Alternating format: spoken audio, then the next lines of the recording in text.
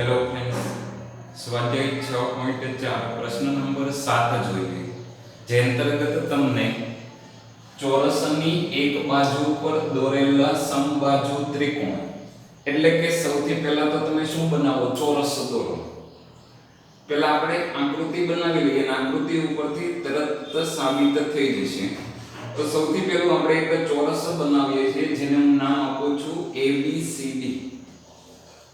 હવે સમબાજુ ત્રિકોણ છે એ ક્યાં દોરવાનો તો કે કોઈ પણ એક બાજુ ઉપર AB બાજુ ઉપર દોરી શકું, AD બાજુ ઉપર દોરી શકું। તો હું અત્યારે અહીંયા આગળ AB બાજુ ઉપર શું બનાવું છું તો કે એક સમબાજુ ત્રિકોણ। સમબાજુ ત્રિકોણનો અર્થ થાય કે AB અહીંયા આગળ જો આપણે નામ આપી દઈએ ઉપરની બાજુએ તો એને આપણે E નામ આપી દઈએ એટલે આપણે લાઈનમાં રહેશે। તો ત્રિકોણ AEB જેમાં AE BE અને AB સમાન હોય તો એ સમબાજુ ત્રિકોણ થાય। તો આ સમબાજુ ત્રિકોણનું ક્ષેત્રફળ શું બતાવવાનું છે તો કે ચોરસના વિકર્ણ પર દોરેલા ચોરસનો વિકર્ણ એટલે કે થશે AC। ચોરસનો વિકર્ણ એટલે શું થશે AC પર દોરેલા સમબાજુ ત્રિકોણના ક્ષેત્રફળ કરતા અડધું હોય છે। આ વિધાન છે એ ટૂંકા પ્રશ્નની અંદર એક માર્કમાં ખાલી જગ્યામાં પૂછી શકે છે કે ચોરસની કોઈ પણ બાજુ પર દોરેલા ત્રિકોણનું ક્ષેત્રફળ એ ચોરસના વિકર્ણ પર દોરેલા સમબાજુ ત્રિકોણ એટલે કે AC જેની બાજુ કોઈ એવો મારે શું બનાવવાનું તો કે એક ત્રિકોણ બનાવવાનો છે। તો એને હું આ બાજુ લખું તો અહીંયા આગળ તમારે AC કોની જેટલું હોય તો કે E પછી આપણે F કહી દઈએ AFC ત્રિકોણ મળે છે એ પણ કેવો છે સમબાજુ ત્રિકોણ હશે। અહીંયા આગળ તમને અલગ દર્શાવવા માટે થોડી બાજુની મોટી દોરી છે, બાકી AC AF અને FC બધી બાજુઓ કેવી હોય તો કે સમાન હોય। એવો એક ત્રિકોણ છે, એક ત્રિકોણ AEB છે અને આ બંને ત્રિકોણને આપણે ક્ષેત્રફળ છે એકબીજા કરતા કેવા દર્શાવે છે અડધા। તો એને દર્શાવવા માટે સૌથી પહેલા તો આપણે વિચારી લો કે AEB ત્રિકોણમાં આપણી પાસે AB નું માપ હોય, AFC માં AC નું માપ છે ચોરસની બાજુ જો જાણતા હોય તો AC મળી શકે।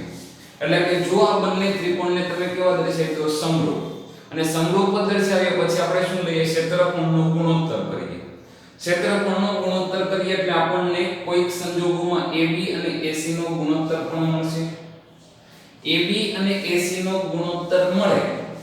તે ઉપરથી આપણે શું લખી શકીએ તો કે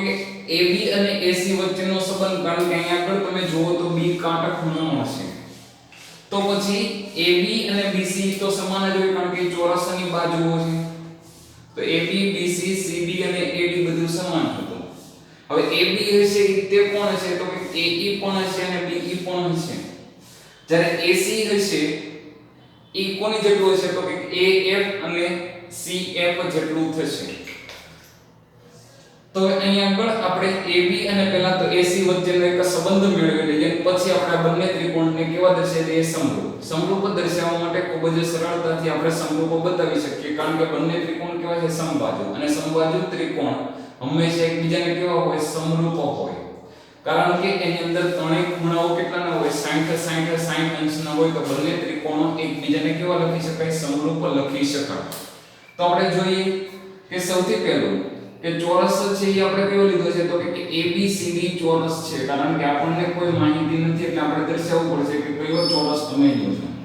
ચોરસ ABCD છે, પછી તો કે એની એક બાજુ ઉપર તમને સમબાજુ ત્રિકોણ કીધો તો એ પણ લખી નાખીએ કે AB બાજુ પર સમબાજુ ત્રિકોણ કયો લઈએ છીએ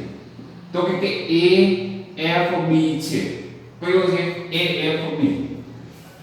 તથા ચોરસનું વિકર્ણ એટલે કે વિકર્ણ AC પર સમબાજુ ત્રિકોણ એ કયો લઈએ છીએ તો કે આપણે લીધું AFC ત્રિકોણ કયો લઈએ છીએ AFC, અને ઉપર સોરી આપણે આવશે AEB આવશે ઉપર। તો સમબાજુ ત્રિકોણ AFC છે। હવે તો કે ચોરસ ABCD હોય તો એમાં ખૂણો ચોરસ ABCD માં ખૂણો B કેટલાનો હોય એવું શું કામ આપણે B ને જ લીધો તો કે આપણે ત્રિકોણ ABC લઈએ છીએ અને ત્રિકોણ ABC માં પાયથાગોરસ પ્રમેય મુજબ ચોરસના ગુણધર્મો પ્રમાણે આપણે લખી શકીએ કે કર્ણ AC નો વર્ગ બરાબર AB વર્ગ BC વર્ગ અહીં આગળ સાથે લખી નાખીએ કે બધી બાજુઓ સમાન હોય તો AB અને BC બંને કેવું હશે સમાન છે તો BC હતું ત્યાં આગળ પણ હું AB વર્ગ એવું લખી શકું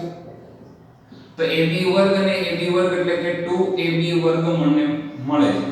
તો AC વર્ગ બરાબર શું મળ્યું 2AB વર્ગ હવે જે આપણે ગુણોત્તર લઈશું એમાં પહેલું આપણને કયું કીધું છે તો કે ચોરસની બાજુ ઉપર ચોરસની બાજુ ઉપરનો ત્રિકોણ AEB હશે તો મને જે બાજુ મળશે એ કઈ મળશે AB એટલે હું AB ને ઉપર રાખું અને AC ને ક્યાં લઈ જાઉં તો કે છેદમાં લઈ જાઉં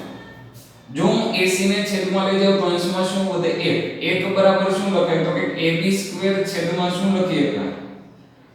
તો કે AC સ્ક્વેર અને 2 છે ને ક્યાં લઈ જાવ તો કે છેદમાં લઈ જાવ જો આવું ન હોય તો શું વિચારો તો કે બંનેના છેદમાં શું હોય તો કે 1 હોય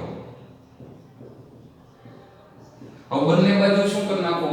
તો કે પહેલા વ્યસ્ત કરી નાખો એટલે કે 1 upon શું મળી જાય AC સ્ક્વેર બરાબર 1 upon શું મળે તો કે 2AB સ્ક્વેર અને છેદમાંથી AB સ્ક્વેર જેને ક્યાં લઈ જાવ અંશમાં તો 1 ના છેદમાં 2 આપણને મળી જશે કોઈ પણ રીતે તમે લખી શકો આ તમારી સમજણ માટેનું છે હવે 1/2 AB square upon AC square એટલે કે AB upon AC 1/2 AB upon AC whole raise to square મળે એટલે કે જો આપણે બંને ત્રિકોણ જેને કેવા દર્શાવી દઈએ સમરૂપ અને પછી ક્ષેત્રફળનો ગુણોત્તર એટલે અનુરૂપ બાજુઓના ગુણોત્તરનો વર્ગ લખી શકાય અને એના ઉપરથી આપણને 1/2 મળી જશે તો કઈ રીતે આપણે કઈ ત્રિકોણોને સમરૂપ દર્શાવીએ છીએ તે જોવો કે ત્રિકોણ AEB પહેલા ત્રિકોણ આપણે AEB લેવો પડે કારણ કે આપણું વિધાન છે રકમમાં એમાં શું કીધું એક બાજુ એટલે AB બાજુ ઉપર દોરેલો આપણે સમબાજુ ત્રિકોણ વિચારીએ અને ત્રિકોણ કયો લઈએ છીએ તો કે AFC પહેલા છે ત્રિકોણ AEB ની વાત કરીએ તો ત્રિકોણ AEB છે એ કેવો છે તો કે સમબાજુ છે એટલે આપણે પહેલા બધી માહિતી લખી નાખીએ સમબાજુ છે જો એ સમબાજુ હોય તો ખૂણો A ખૂણો E અને ખૂણો B બધા કેટલાના હોય તો કે 60 અંશના જ હોય તથા આપણી પાસે બીજો ત્રિકોણ હતો AFC પણ કેવો છે સમબાજુ જો AFC પણ સમબાજુ હોય તો ખૂણો A બરાબર ખૂણો F બરાબર ખૂણો C બરાબર પણ કેટલું હોય 60 AFC માં ખૂણો A એટલે આ ખૂણો આવશે જ્યારે ABC માં ઉપરનો ખૂણો આવશે એ બંનેની અંદર ખૂણો A જ છે એટલે બધા ખૂણા 60 ના છે તો તમે એવું લખી શકો કે ત્રિકોણ AEB એ સમરૂપ છે ત્રિકોણ AFC હવે તો કે ચોરસની એક બાજુ પર દોરેલા સમબાજુ ત્રિકોણનું ક્ષેત્રફળ એટલે કે AEB ત્રિકોણનું ક્ષેત્રફળ છેદમાં ચોરસના વિકર્ણ AC પર દોરેલા સમબાજુ ત્રિકોણનું ક્ષેત્રફળ એટલે કે AFC બરાબર શું લખી શકાય અનુરૂપ બાજુઓના ગુણોત્તરનો વર્ગ તમારી પાસે જે માપ છે AB અને AC વચ્ચેનો સીધો સંબંધ છે તો શું લખી શકું AB/AC